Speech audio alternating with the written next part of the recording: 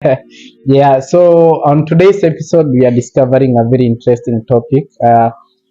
The topic today it's intermarriage between different nationalities, as you know they say. Yeah, here's our guy. Say hi to the people. Hi. Yeah, so on today's topic, they say love has no boundaries, as it can span all over, like all over the globe, and that's the topic of today with my co-host here. Yep, yep, yep, yep. Tell them your name at least. Okay. Sometimes, when I'm like not home, I don't even know which name to go by. Not just you. We all have like a different the names we like most, which we like when people reach out by those names. I mean, Marianne, I would say. I don't like that name as well myself, to be honest. She is Miss Mariana or Mariana, all the way from south of the When you globe. say me, don't think I'm not married. Oh, okay, she is married. She is Mariana. Married by who? Now you also making me lose, some points. Come on, yeah. Come on. All the way from the southernmost part of Africa. All right, yes, so Yes. we thought we should really, start engaging on this because, when you really are abroad or international, those are the other main things that, you meet up with. Yeah, you tend to meet up with different people, different cultures from different nationalities. Diversity becomes a broad thing. Yes. It makes you stretch your wings. Yeah, so yeah, actually it has. Would you date a Chinese lady? My son. China. Yeah, it's very complicated, but actually with everything comes the ups and downs. We have the joys, we have the challenges. It brings along new happiness, new things that we don't know. Maybe one of the guys from South Africa is actually here and is married to a Ukrainian lady and they have a baby. And then the Zulu people in our culture are the majority of people who mainly most of the time just marry within their culture.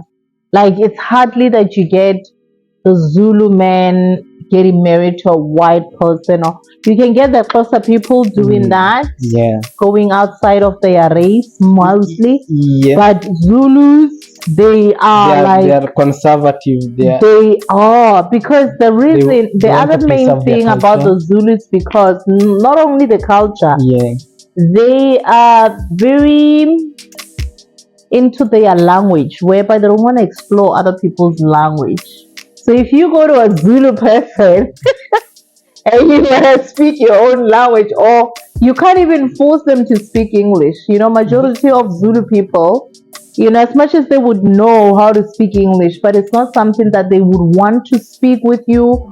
And especially if you same color with them, if you're black and you're gonna come here and start speaking English to them or your own language with them, it's horrible. It can go left too quick. They are just embedded in their own language and their own culture, and so it's not the female, mostly the male. The female, the female everywhere they tend to be open-minded, especially if it involves. No. Most females, if it involves the money, they would stop at nothing. Yeah, even if it means marrying anybody just from marrying a Chinaman for money. Yeah, marrying a Chinaman, marrying a South American, they would stop at nothing. But for us, the men, we tend to be a bit more. I don't know, a bit more conservative, maybe with the people we marry. And again, sometimes we wanna go not so much across the border. It starts, like with my tribal group, and then if not my tribal group, then it should be someone of my own nationality. So some people again, they overlook them, but they don't go beyond the skin color. So if I'm a black person, then I would only go for a black lady regardless of where she comes from, or yeah, regardless of her nationality.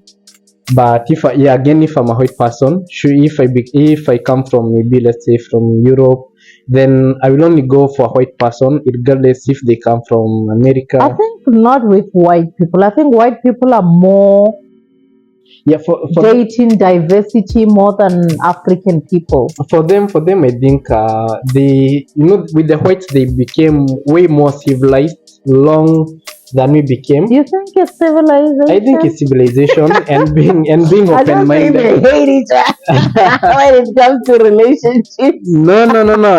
Also it has that Because open mindedness. because I think because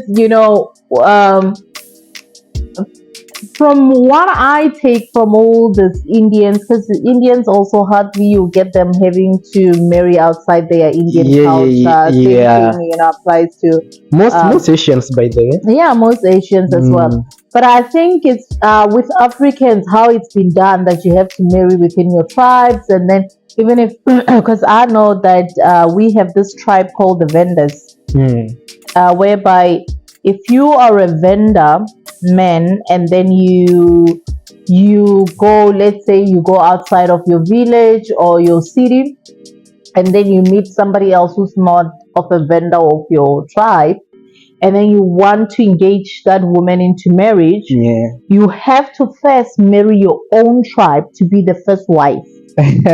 Yeah, touch of that. Before you bring somebody foreign. So to them, and then here's another thing about them, which is so much of it's very, I would say, painful or sad for the second woman, because if like that woman of the tribe of the vendor, she's a first wife, right? Yeah. Then you who's coming to be the second wife from wherever you're coming from, a different tribe, you will be married as a second wife, meaning whatever they'll do all this negotiation, whatever, and all the priorities. But they say you would always, in that culture, in that family, be considered as a girlfriend. You always fall behind the first wife. No, you will always not be considered as a wife, but a girlfriend. Meaning a pillow, something for this man to relieve himself of whatever. So you're not actually carrying anything. So meaning that you're not going to carry the title or even the privilege of ever being part of this family. If this man one day his ancestors remember him and he passed on, he died, you would then be sent back home. It's done. The person you came with for, that person is no more. Then so what if you kill the wife? If you kill the wife, they would have to get him to get another wife. No. To replace. On that period before the man dies, you cut off the wife, or after the man dies, before they chase you back home, you kill the wife. That would actually be a great thing. But then still you will be sent home, because regardless of that, you are considered as a friend. You understand what I mean? When somebody says you're just a friend of the family. So what if the first wife, she had children? She had children with the man, and they also had children, okay? But then you should be the legal caretaker of both the children from you won't. You won't. It's so this is how it happened. If let's say this vendor woman, the tribe woman, who's considered as a wife, she doesn't bear children, and you, as much as you can bear them children, at the end of the day, they would still require him to get somebody again from the village or the tribe to marry, so that this person can bear the children. Some cultures somehow they tend to become like a prison. They and I think the reason why they've been doing that or whatever is that belief of their existence, and always kind of that thing of I think it's more into this thing of they see any other tribe as foreigners. And mind you, remember that Africans, because of this colony, that's how we got divided. And I think that division made us to even hate each other More. more. So then that's how then this whole cultures get to They be amplified built the up. hate. Yes, to say you have to marry within. If you even bring anybody from the border, they're not part of us. They are not recognized. That's the thing. That's exactly what that culture is saying. It's saying that we will not recognize any woman that is not of this tribe. They'll always be an outlaw. You would always be an outlaw. And then even if this man die, in the event of this man not being here amongst us, you would have to go. Because whatever you came for, it's no more. So then you need to move away. It's sad actually. Speaking of that tribe, there's also another tribe back from here, come from Kenya. Yeah. It's called the Luya tribe, and with them, they say for the man, always the first he'll always have to his first child need to come from a woman of his own tribe. Okay, I think so when the man marries from an outside tribe, and the woman conceives and she gives birth to the first child, they'll have to kill the child to cleanse. Yeah, that's what they do. So for them, the first child, always if you come from an external tribe from apart from their own. Yeah. Wow. Yeah. So the firstborn, it's a loss for you. Sure. Yeah. So they literally restrict you to like you cannot fall in love And with anybody. It's part of the non-disclosure part. Like you don't know. They just So you just bring even away. if you live in the city and one day you decide to visit the village, for those the grandparents' blessings, and you decide you're taking the child home together with the husband. The husband is aware of what's gonna happen. Yeah. So you'll go. Maybe they will send you to do some farm work, or they will send you to to the market. Wow. And boom. Wow, that's very sad, and I think it's still existing because one of the lady who did my hair, she was telling me about her ever dating his homeboy from Cameroon, and saying, so this guy was telling him like from the tribe he's coming from, he has to marry within the tribe, otherwise the woman would never be accepted. But then I think this is also so much so into so many cultures still even today, and especially Indians, I know they're like stone to it, right? Like you cannot marry somebody from outside, and other Africans as well. But unless I think nowadays people are tending to travel more like into the world. I think only in the cities. Like when people tend to travel outside their countries, and then they meet with different people, they exchange like different cultures. Yeah. Nowadays, like even here, you're tending to notice like Indians grooving up. They're grooving along with black girls. Yeah, here's what I've realized. The chance of marriage will be around 1%. So much of 1% when it comes to Indians. Because what I've realized is that, and especially when it comes to other cultures who have the culture, and on top of the culture they've got a religion. Because Indians, they're not only having a culture of we have to marry one another, but then if you find a Muslim Indian, then it becomes a religion plus a culture. You understand what I mean? More complicated. It becomes even more complicated. So those ones who even travel outside their country, and then you find that even though as much as they can like whatever, but then you'll find that they still inside of them have an installment of the culture, whereby it's like, as much as I like you here, but I can't bring you home. Because knowing that in any way, I think one of, sorry to cut you off, one of my colleagues once told me, this guy, he had to take a woman home, they met here and all that, and then when he got home, the whole family disowned him. And I think people have the fear of that, like, because when it comes to Indian, they are a big family, Yes. and the moment they disown you, that's all you ever know, and now having to now go and live with this foreign person that you just now met can be even more heartbreaking for you. Becomes more. So it's always a thing of questioning, like, am I willing to take that or accept that challenge?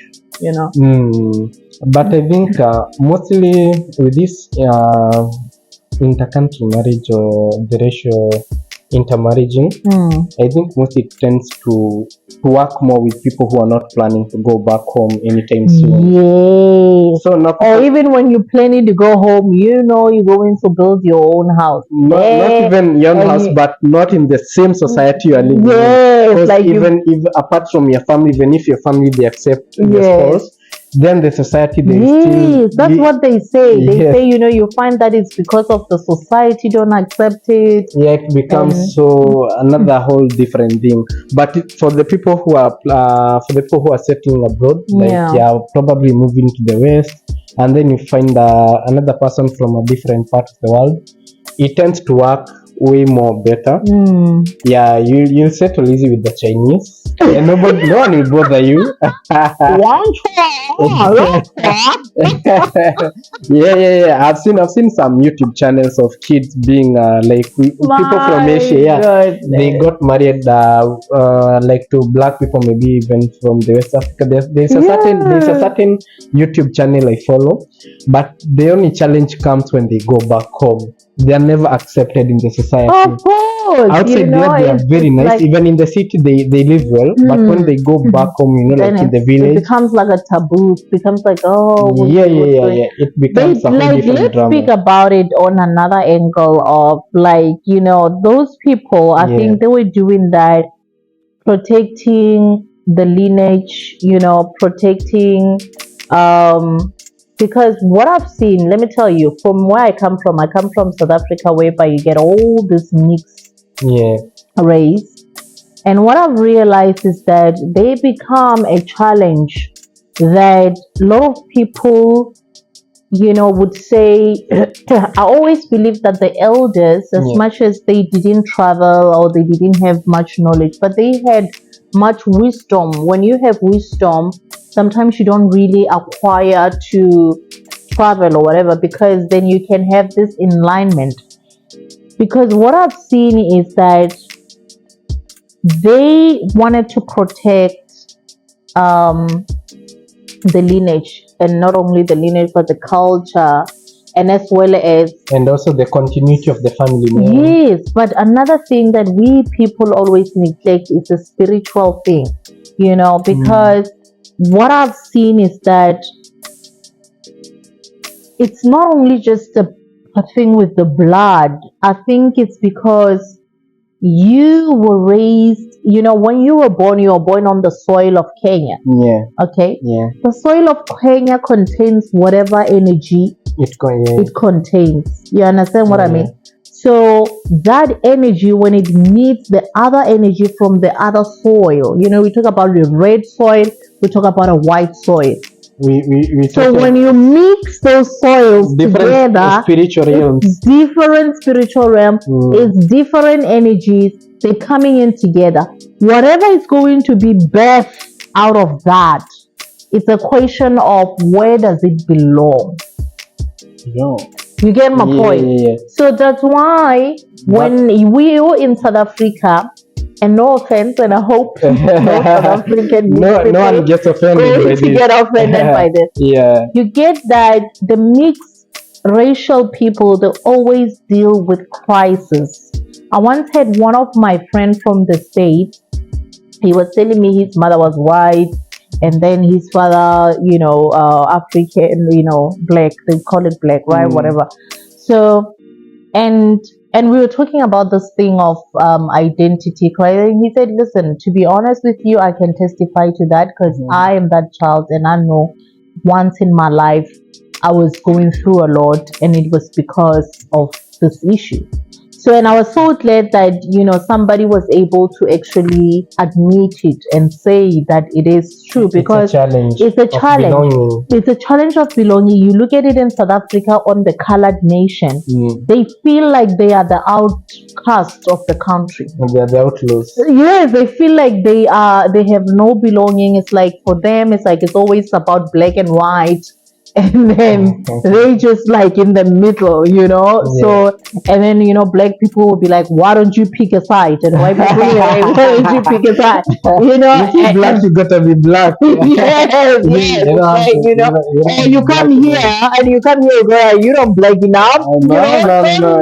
You need to get brought in. Yeah, you're not black enough. And then when you go to the white, you don't meet standards. You don't meet our standards, okay? So it's but not only that, I think as well as this thing, we got this thing of ancestors, whereby if you go to many African families, they believe in ancestors. Same thing as you go to Indian families, and I think that's what people are protecting. They're protecting their secrets. In Indonesia, being into Bali, they don't marry outside. They literally marry their cousins. Because those people who believe in ancestors, they keep the dead in their yard. But I saw that thing somewhere. I think some time back. They are in their yard. They believe that they still with them. Yes, they still with them. Just that they're sleeping. You can imagine somebody coming outside and finding such a culture. And finding that they might question it, they might interrupt. They get that culture shock. You understand what I mean? So I think that whole thing of people also having to protect whatever the secrets of the family, whatever rituals that they perform, and then they would rather keep it, open to the outside world. Yes, because when you bring in a person, it's like you're opening a portal. Yes, and then the secrets are gonna go to they're gonna question, they're gonna and then they feel like it bring a conflict, and whereby this person goes like, but now this is not how my mother was raising me, and then it brings out that whole thing. And when you even have a child involved, now the child becomes even worse confused. But ideally in most cultures, I think across the globe, if the marriage tends to go on well, usually the kids will always belong to the father's side in most cultures. Well, in my family, the children always except for your family. Except for my family, we got very strong blood. Yeah, you so see, children. No, but mostly, always belong. Ideally, the children will always belong to the father's side. I mean, identically has to be, because women do not actually give birth, or no, let me not say give birth. Women do not have children. They are the carrier of a child that man wants to produce. So legally, yes, it's a man who can have a child, not a woman. A woman can't really have a child. A woman can just be a custodian. A woman can only be, a carrier. But yes, which obviously a man, and I think because of men having to neglect that part. I mean, in the past, I think men knew that, and they were doing exactly that. They would make sure, because I know my grandfather had children with this woman. This woman tried to run away with his children, and he went and collected his children. You go, but the children, they always belong here. He was like, lady, you want to leave, you go, but my children, you're going to bring them. And he was obviously married to his cousin, so he went and gave the cousin the children and say, hey, babe. Oh. Hey, guys, you're my cousin and my wife, so here's Guess what? Guess what? I have a new bundle for you. Raise them up. But you again, you're something else. Intermarrying with your cousins. I think that culture came from protecting the wealth. So how African, I think they negotiated this whole thing of lobola and marriage was lobola is bride price for those for those who don't know. It depends with what you call it out there. So I think the bride price came from, and I think Indians also doing that and all that. So, but with Africans, I think it came from your family being poor, and our family being a little bit richer, or you trying to help your uncle out or things like that, and then it became that kind of negotiation. I read somewhere in the Bible whereby I think Ruth was getting married to Boaz, and then they had a farm. The mother-in-law was Naomi had a farm, and then they said that one of the cousin actually was the first cousin who had the right to marry Ruth. Then the second cousin said, are you willing to take the farm? Like if you're buying the farm, you're getting the woman as well. And he said, no, no, I don't want a wife. I want the farm only. So it doesn't have to be attached with the wife. It doesn't have to be attached with the wife. For me, it's the farm. And it was this whole thing of bride price was because of that. And so how my family, obviously, from the lineage of the family and the tribe, I think how it came about to say you marry your cousin. Yes. They say it in my language that you're taking the cows back to the kraal.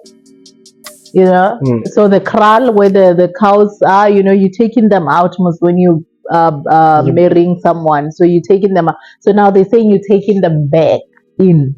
Okay. So first, in a sense, think we define it different. I think first. But in a sense, it was because of this. They wanted, like, you would marry your uncle child because they wanted to keep No, I understand. I understand you. So like in order for them to lift their standards, you're gonna have to give us your daughter, of which it happens to be my niece. So to the dad, and then and then I'm gonna give you this portion of cows. So they keep circulating within the family, so the family doesn't get poor. No, I think first we define it differently. First, in my culture, I think we I don't know, I term it as replacing. So with all the resources that the family has used in the upbringing of the girl child. Okay, so then that you count it equivalent to the market value wrong. of the cow. I don't think. You're right. So with the age of the girl and how well she's been brought up, so then they calculate the number of cows, and then you'll be which is more of why people saying you're selling. Okay, in the layman's, it's more like it's in the name of you selling. In the layman's language, it's selling, but but so I would really, to be honest, like prefer to be married by my cousin. No, but again, with marrying the cousins, there are some genes that we need to dilute and wash off some aspects of the family. And the good thing about then that, they are gonna still keep circulating. No, that is true. Because this is part of the reason why my family's got so much strong blood. Because we are all not from far from each other. And when they're receiving tension, the tension is a disaster in my family. It's horrible because you understand that, like, even the way we look alike or the same. Like if I say somebody's my cousin, whatever, you would pick up immediately because we even probably resemble each other. We even probably have the same voice. We it's literally that way. That's so much concentrated. But even the mood swing, okay, when you look at somebody, like they name us the same name, like you'd have the Jacobs in my family, probably. Percentage of the men in my family are Jacobs. every man is a Jacob. But then every Jacob is lazy, sitting on the couch watching TV. Every Jacob in the family. They hold the same character. Character. So that's what we are saying. Like you need to dilute. It's diluted. So imagine that Jacob, and then combine with another lazy Mary.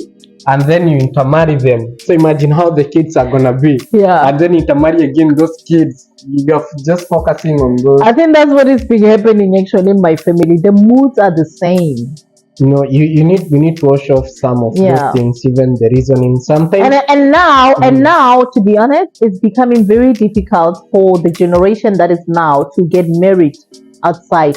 Because anybody from my generation or before generation me, it's difficult for them to get married or whatever. Because I think because of that, what do you call it? I don't want to call it a case. what do you call it? That connection.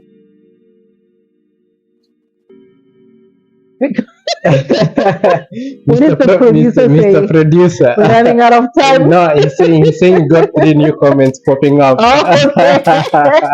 So, but I think because of that, it Yeah. has actually really, to be honest, it became something that is actually affecting the coming generation, you know?